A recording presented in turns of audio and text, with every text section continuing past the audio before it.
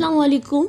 आज हम लोग स्टार्ट करेंगे chapter number 2 introduction to C programming. यानी हम लोग प्रोग्रामिंग का बिल्कुल बेसिक से स्टार्ट लेंगे। इसका हम लोग स्टार्ट लेते हैं और इसके अंदर जो बेसिक ऑब्जेक्टिव्स देखते हैं क्या है। सबसे पहले है write a simple C programs. हम लोग ये जो लेक्चर है ये उन लोगों के लिए है जिनको प्रोग्रामिंग बिल्कुल नहीं आती और उन्होंने बिल्कुल स्टार्ट से प्रोग्रामिंग की है। तो सबसे पहले आप लोगों को एक सिंपल प्रोग्राम जो है उसको रन कैसे करना है ये सिखाया जाएगा। Use simple input and output statement. इसके अंदर हम लोग डाटा को इनपुट कैसे करते हैं और फिर हमें उसकी आउटपुट कैसे मिलती है, देन हम लोग उसको कोड करेंगे बिल्कुल सिंपल तरीके से। Use the fundamental data types. फिर डिफरेंट किस्म की डाटा टाइप्स का हम लोग यूज करके चेक करेंगे। Learn computer memory concept. Memory के अंदर किस तरह से डाटा स्टोर होता है उसको हम लर्न करेंगे। Use the arithmetic operators. अब डिफरेंट ऑपरेटर्स का हम लोग यूज करेंगे और फिर इन ऑपरेटर्स की जो प्रेसिडेंस होती है यानी उनकी प्रायोरिटीज को होंगी उस लिहाज से हम लोग उसको भी देखेंगे। Right a simple decision making statement. एक हम स्टेटमेंट लिखेंगे जो बिल्कुल सिंपल है। डिसीजन मेकिंग यानी कोई ना कोई डिसीजन लेने के लिए जो स्टेटमेंट्स लिखी जाती हैं हम वो देखेंगे। Begin focusing on secure C programming practices. और इसकी सिक्योरिटी की तरफ इसको हम लोग ज़्यादा तवज्जो नहीं देंगे। अब हम लोग चलते हैं अपने चैप्टर के स्टार्ट में। तो जो हम लोगों ने ऊपर रिव्यूज़ लिए हैं टोटल इसके जो कंटेंट है उसमें भी यही बातें लिखी हुई हैं। अब इंट्रोडक्शन जो है वो आप लोगों को पहले भी मैं एक वीडियो में दे चुकी हूँ सी प्रोग्राम का। आप लोगों को यहाँ पे डिस्क्रिप्शन बॉक्स में भी मैं उसका लिंक जो है वो डाल दूंगी, आप लोग उसको भी जाकर देख सकते हैं। ठीक है, अब इंट्रोडक्शन के बारे में मैंने फिर से बता दिया कि आप लोगों ने जाकर डिस्क्रिप्शन में जो लिंक दिया गया होगा वहां पर जाकर इसको देख लेना। 2.2 में स्टार्ट करते हैं अ सिंपल सी प्रोग्राम, जिसमें उन्होंने कहा है printing a line of text. आप लोगों ने एक लाइन ऑफ टेक्स्ट जो है उसको प्रिंट कराना है। ठीक है, जैसे यहाँ पे ये चीज़ जो है ये मेरे पास इसकी आउटपुट है और ये चीज़ जो है ये मेरे पास इन्होंने ये आउटपुट को प्रिंट कराने की स्टेटमेंट गिवन है। अब यहाँ पे सबसे पहले एक बात याद रखनी है, हमारे प्रोग्राम का सी के अंदर C++ के अंदर या कोई भी प्रोग्रामिंग लैंग्वेज है उसका एक स्ट्रक्चर होता है।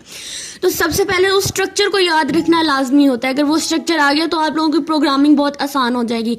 तो हम लोग जो इसके लिए सॉफ्टवेयर यूज़ करेंगे वो हम लोग यूज़ करेंगे डेव C++। ठीक है, तो उस पर जाकर हम लोग जो है अपना कोड स्टार्ट करते हैं। और एक सिंपल प्रोग्राम का सबसे पहले मैं आपको स्ट्रक्चर बताऊंगी कि आप लोगों ने स्ट्रक्चर कैसे बनाना है। तो चलें उसको हम लोग कोड स्टार्ट करते हैं। अगर मैं डेव C++ की बात करती हूँ तो उसका इंटरफेस जो है वो मेरे पास कुछ इस तरह से आता है। ठीक है, आप लोगों ने इसके लिए क्या करना है, आप लोगों को इसके लिए कोई सोर्स फाइल चाहिए होती है जहाँ पे आप लोगों ने कोड करना है। तो सिंपल तरीके से आप लोग यहाँ फाइल पर जाकर यहाँ न्यू के ऑप्शन पर जाकर आप सोर्स फाइल को सिलेक्ट कर सकते हैं, लेकिन मैं ज़्यादातर यूज़ करती हूँ Ctrl+N अपने कीबोर्ड से। तो वहाँ पर प्रेस करके मैं न्यू पेज पर आ जाती हूँ।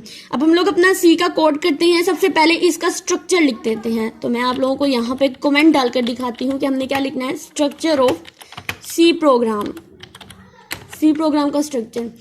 मैं आप लोगों को कमेंट्स के बारे में बताती हूँ। ये वो सेट ऑफ स्टेटमेंट्स होती हैं, ये वो लाइन ऑफ स्टेटमेंट होती हैं जिसका हमारे प्रोग्राम की एग्जीक्यूशन में कोई भी हाथ नहीं होता। यानी इसका फ़ायदा सिर्फ इतना है कि ये हमें बताता है कि हमने नेक्स्ट करना क्या। जैसे मैंने आपको बताया कि मैंने स्ट्रक्चर ऑफ प्रोग्राम लिखना है, तो मैंने इसको एक कमेंट में लिख दिया कि अब मैं यहाँ पे एक स्ट्रक्चर ऑफ प्रोग्राम लिखने लगी। ज़रूरी नहीं होता कि आप लिखें, लेकिन अपनी रीडेबिलिटी के लिए, अपनी अंडरस्टैंडिंग के लिए आप ये कमेंट्स लाजमी ऐड करें, क्योंकि इससे आप लोगों को पता चल सकता है कि आपने प्रोग्राम में कहाँ कहाँ क्या लिखा है। अगर कोई आपसे लेट्स सपोज अगर कोई वाइवा लेने आता है, वो पूछता है कि आपने ये जो प्रोग्राम रन किया है तो इसमें ये बताएं कि ये चीज़ क्या है। अगर आपने कमेंट्स लिखे होंगे तो आप लोगों के लिए भी बताना बहुत ईजी हो जाता है। कमेंट लिखने का तरीका क्या है, अगर मैं इसको हटा दूँ तो मैं ऐसे भी तो लिख सकती थी स्ट्रक्चर ऑफ प्रोग्राम, लेकिन जब तक मैं इसके साथ ये डबल स्लैश नहीं डालूंगी तो इसका मतलब क्या होगा कि प्रोग्राम की एग्जीक्यूशन में मुझे ये एरर देगा। जब डबल स्लैश डाल देती हूँ तो ये पूरा एक कमेंट बन जाता है और इसका हमारे प्रोग्राम के अंदर कोई भी एग्जीक्यूशन में कोई भी हाथ नहीं होता। अब इसका स्ट्रक्चर लिखेंगे। सबसे पहले आप लोगों को लिखना होगा हैश इंक्लूड std यानी स्टैंडर्ड IO जो कि इनपुट और आउटपुट के लिए है। .h एक हेडर फाइल है। अब इसका मतलब होता है प्री प्रोसेसर डायरेक्टिव्स। अब ये जो हैश सिंबल है, जो हैश सिंबल के साथ जो मेरी फाइल्स इंक्लूड करती हैं, कौन सी, स्टैंडर्ड इनपुट आउटपुट .h ये एक हेडर फाइल है जो कि मेरी इसके साथ हैश सिंबल के साथ स्टार्ट हो रही है, और हम लोग जो भी इनपुट या आउटपुट देंगे अपने प्रोग्राम के लिए, तो उसके लिए हमें ये वाली हेडर फाइल जो है ये इंक्लूड करना बहुत ज़्यादा ज़रूरी होता है। इसको हम बोलते हैं प्री प्रोसेसर डायरेक्टिव।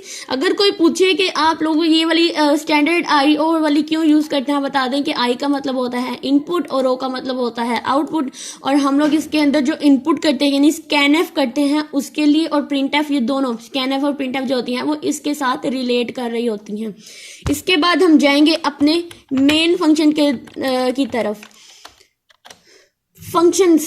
फंक्शंस का नेक्स्ट हम लोग डिटेल में पढ़ेंगे, लेकिन उसका बेसिक कॉन्सेप्ट हम लोग यहीं पे समझ लेते हैं कि फंक्शंस में हमारे पास जो है, फंक्शंस में जब देखो यहाँ पे मैंने एक फंक्शन का नेम लिखा है मेन। अब इसके साथ जब हम लोग ये वाली ब्रैकेट्स लगा देते हैं तो इसका मतलब क्या होता है कि ये एक फंक्शन बन गया है। अगर मैं इस मेन के साथ बना देती हूँ ऐसे, तो ये एक वेरिएबल होगा, ये एक डाटा टाइप है इन जो कि इंटीजर टाइप की है, और ये मेन एक वेरिएबल होगा। लेकिन अगर इसके साथ मैं आप लोगों को ये लगा देती हूँ, ये वाली ब्रैकेट्स लगा देती हूँ, देन इसका मतलब क्या होता है कि ये मेरे पास जो है ये एक फंक्शन है, और हर प्रोग्रामिंग की जो भी एग्जीक्यूशन होती है वो मेन फंक्शन से ही स्टार्ट होती है। ठीक है, अब इसके अंदर मैं लिख दूंगी रिटर्न 0। रिटर्न 0 का मतलब क्या होता है कि आप लोगों ने जो प्रोग्राम किया है वो सक्सेसफुली कंप्लीट हो गया है, सक्सेसफुली रन हो गया है। ठीक है, अब ये था मेरे पास मेरे प्रोग्राम का स्ट्रक्चर। बस इतना सा स्ट्रक्चर है हमारे सी प्रोग्राम का, उसके अंदर हम लोगों ने लॉजिक्स लगानी होती हैं। ये प्री प्रोसेसर डायरेक्टिव ऐड करते हैं, उसके बाद हम मेन फंक्शन बनाते हैं, और फिर ये मेन फंक्शन की हम बॉडी बनाते हैं, और इसके अंदर हम लोग बॉडी के अंदर जो है वो अपनी एग्जीक्यूशन करेंगे, अपनी इम्प्लीमेंटेशन के लिए जो भी लॉजिक लगाएंगे है वो हम लोग करेंगे अपने मेन फंक्शन के अंदर। ठीक है, अब मैं इसको अगर रन करती हूँ, रन करने की शॉर्टकट की है F11, फंक्शनल की है हमारे कीबोर्ड पे F11 प्रेस करने से। और अगर आप लोग यहाँ से भी करना चाहते हैं कंपाइल एंड रन, तो आप लोग यहाँ से भी कर सकते हैं। मैं F11 प्रेस कर देती हूँ, देन वो आपसे कहेगा कि आप लोग इसको सेव करें, तो मैं इसको सेव कर देती हूँ सिंपल। ठीक है, यानी सिंपल के नाम से, या कोई भी नाम दे सकते हैं। सेव कर दूंगी और ये मेरे पास रन होगा। ठीक है,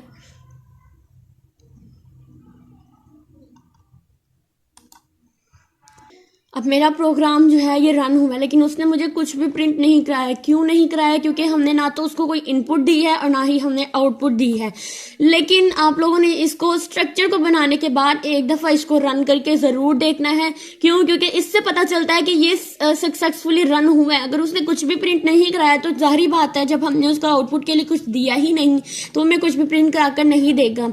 लेकिन आपने इसको जो है वो रन करने के ज़रूर देखना है। क्यों देखना है? ताकि हमें पता चले कि ये सक्सेसफुली रन हो रहा है। इससे क्या होता है, ये डीबग हो जाता है। ठीक है, इसका मतलब क्या होता है कि हमारा जो फंक्शन, हमारा जो प्रोग्राम है वो सक्सेसफुली जो है वो इसका स्ट्रक्चर रेडी हो चुका है। अब आप लोगों को मैं यहाँ पे एक सिंपल प्रोग्राम जो है प्रिंट करा कर देती हूँ, आउटपुट की स्टेटमेंट। आउटपुट किस तरह से लिखते हैं सी के अंदर, हम लोग यहाँ पे लिखते हैं प्रिंट एफ, और इसके अंदर जो हम लोग लिखते हैं, सबसे पहले इसके अंदर हम लोग क्या लिखेंगे, अपने आउटपुट को प्रिंट कराने के लिए यहाँ पर हम डबल कोट्स लिखेंगे। इसके अंदर लिखेंगे, मैं लेट्स सपोज लिख देती हूँ प्रिंटिंग अ लाइन। ठीक है, और उसके बाद इसको ख़त्म करने के लिए इसके लास्ट में हम लोग क्या लगाते हैं, इसके हम लोग सेमीकोलन लगा देते हैं। दोबारा से F11 प्रेस करूँगी और जब ये एग्जीक्यूट होगा तो मेरे पास ये वाली लाइन जो है, प्रिंटिंग अ लाइन जो है, ये प्रिंट होकर आ जाएगी। आप लोग यहाँ पे कुछ भी लिख सकते हो, जैसे यहाँ पर देखें, थोड़ा टाइम ले रहा है क्योंकि बहुत स्लो काम कर रहा है। अभी ऊपर एग्जीक्यूटिंग जो है वो चल रही है। ठीक है, चूँकि मेरा डेव जो है वो थोड़ा ओल्ड वेरिएंट का है, तो आप लोग जो भी अपने अंदर करोगे मे बी वो न्यू वेरिएंट का हो। अब देखिए, उसने मुझे यहाँ पे प्रिंटिंग का लाइन जो है वो प्रिंट करके